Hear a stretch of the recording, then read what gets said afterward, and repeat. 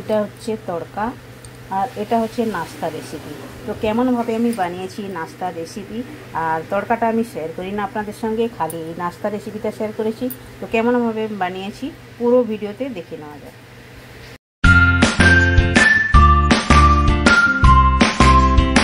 Hello everyone, welcome to my channel. কি রান্না করিতে আপনাদের সবাইকে স্বাগত। আশা করি আপনারা সকলে ভালোই আছেন। তো আমি আজ একটি নাস্তা রেসিপি আপনাদের সঙ্গে শেয়ার করব, যেটি বানানো একদম ইজি আর খেতে একদম টেস্টি হয়ে থাকে। আমি এটা চালটাকে পিষে নিয়েছি। চালটাকে 3 থেকে 4 ঘন্টা আমি ভিজিয়ে রেখেছিলাম, তারপরে পিষে আমি নিয়েছি এভাবে। এই যে দেখুন, এভাবেই করে পিষে নিয়েছি।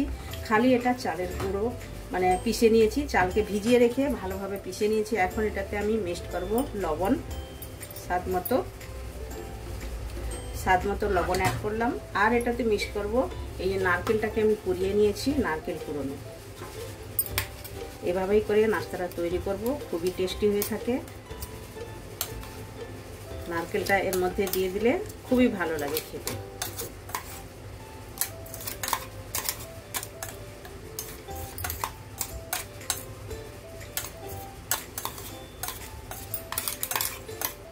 এটা ধোসা নয়, এটা মানে খালি চালের গুঁড়ি দিয়ে আমি বানাচ্ছি নাস্তা রেসিপি। এটা অনেকে সরু চাকুলি পিঠেও বলে থাকে, আবার অনেকে নাস্তা বলে থাকে, আপনারা যেটাই বলতে পারেন।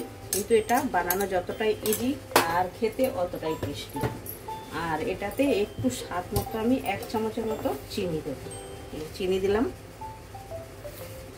আর একটু দিলাম। এবার ভালো করে মিক্সড করে নেব, একদম ভালো করে মিশিয়ে নিতে হবে।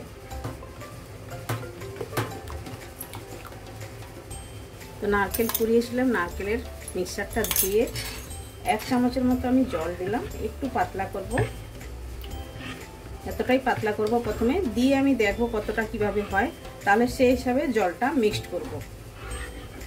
দেখুন ভালোভাবে মেশানো হয়েছে। তাহলে এখন গ্যাসের কাছে যাওয়া যাক। তো একটা প্যান আমি বসিয়ে দিয়েছি, এখন আমি 1 চামচ দিয়ে দেবো। দিয়ে এভাবে করে ঘোরাতে হবে।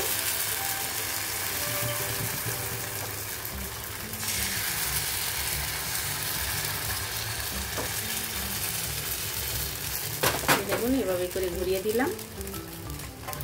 1 মিনিট ঢাকনাটা লাগিয়ে দেবো। তো দেখুন সাইড ছেড়ে দিয়েছে, এখন একটু চেঞ্জ করে দেবো। তো এটা এখন হয়ে গেছে, নামিয়ে নেবো। আর এইভাবেই সবগুলো বানিয়ে নেবো। যে দেখুন এভাবেই করে, তাহলে সবগুলো বানিয়ে নিয়ে প্লেটিং করে আমি ফিরে আসছি।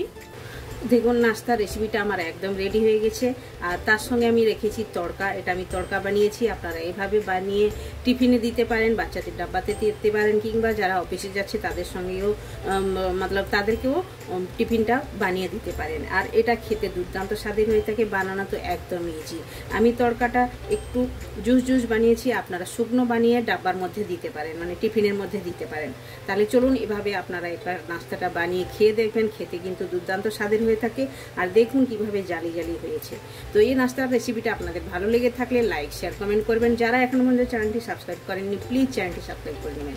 বেল আইকন অবশ্যই প্রেস করবেন, তাহলে নিত্য নতুন রেসিপি আপনারা সঙ্গে সঙ্গে দেখতে পাবেন। আবার দেখা হচ্ছে নতুন কোনো রেসিপির সঙ্গে। সবাই ভালো থাকবেন, সুস্থ থাকবেন। আপনারা আপনাদের কিমতি টাইম আমায় দেওয়ার জন্য আপনাদেরকে অনেক অনেক ধন্যবাদ।